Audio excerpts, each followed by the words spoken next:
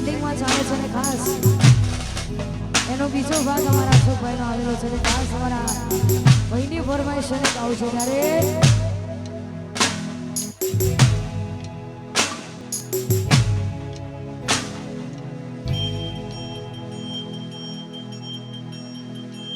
ઓ દિલ મારું ભૂલી બેઠું જાય છે ઢીંગલી રોગને રો દિલ મારું ભૂલી બેઠું જાય છે ઢીંગલી રોગને રો અરે દિલ મારું ભૂલી બેઠું જાય છે ઢીંગલી રોગને રો